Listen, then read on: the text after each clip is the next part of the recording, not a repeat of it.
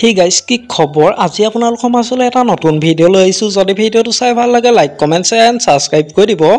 অসমত জনপ্ৰিয় অভিনেত্ৰী মণিব অৰ্থাৎ পাপৰি পৰাই বেহাৰবাৰী আউটপোষ্ট ধাৰাবাহিকখনৰ বিষয়ে কিয় এনেকৈ ক'লে এটা ফেচবুক পোষ্টত যথেষ্ট আৱেগিক যেন দেখা গ'ল জনপ্ৰিয় অভিনেত্ৰী গৰাকীক গতিকে তেওঁনো কি ক'লে সবিশেষ জানিব পাৰিব আজি এই ভিডিওটোৰ জৰিয়তে গতিকে ভিডিওটো শেষলৈকে চাই থাকিব মণিব অৰ্থাৎ পাপৰি বৰাই এটা ফেচবুক পোষ্টত লিখিছে যে টক টক টক কি হ'ল পাহৰিলেনে কিয় মনত পৰা নাই কিয় আজি কি দিন বাৰু খাটাং পাহৰিলে মই কৈছোঁ বাৰু সুখ দুখ হাঁহি কান্দোনেৰে ভৰা এখন ধাৰাবাহিক বেহাৰবাৰী আউটপোষ্ট ইয়ে আজিৰ দিনটোতে মানে 2013 চনৰ 19 আগষ্টত পাতনি মেলিছিল আপোনালোকৰ মাজলৈ আহিছিল এটি পৰিয়াল হ'বলৈ সম্পূৰ্ণ 12 বছৰত ভৰি দিলে আজি এই পৰিয়ালটোৱে তাৰে এটি চৰিত্ৰ আপোনালোকৰ প্ৰিয় মণিবক আপোনালোকে ইমানখিনি সাহস আৰু মৰম দিয়াৰ বাবে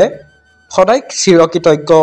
12 বছৰত এটা যুগ পাৰ হ'ল বুলি সকলোৱে কয় সেই এটা যুগ এখন ধাৰাবাহিকত থকাটো ইমান সহজ নহয়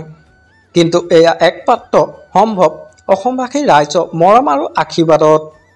এই দীঘলীয়া যাত্ৰাত আমাৰ লগত যিসকলে কাম কৰিলে এই সময়ত তেওঁলোককো সেৱা আৰু শ্ৰদ্ধা জনাইছোঁ ধন্যবাদ জনাইছোঁ ৰাজেশ দাক লগতে মোৰ মৰমৰ সকলো কলা কৌশলী আৰু সমূহ ৰেঙনি পৰিয়াল ধন্যবাদ জনাইছোঁ সঞ্জীৱ ছাৰ নেইনা বা অচ্চিতাৰ লগতে সমূহ পাক পৰিয়ালক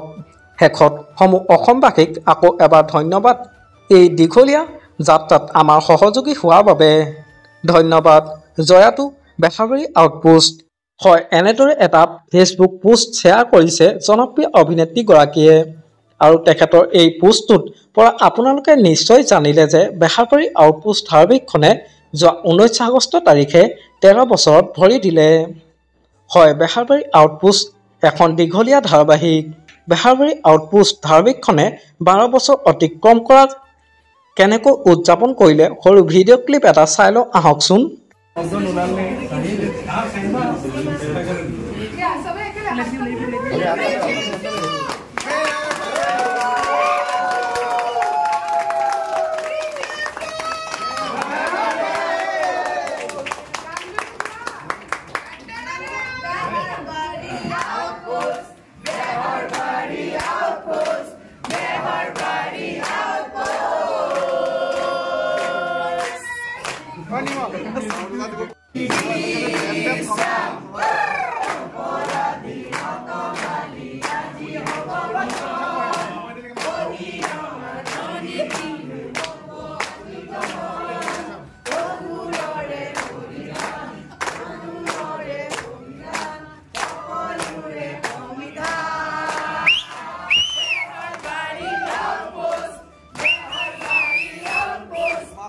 আমাৰ আজি ভিডিঅ'টো আছিল ইমানেই যদি ভিডিঅ'টো চাই ভাল লাগিলে যিমান পাৰে শ্বেয়াৰ কৰি দিব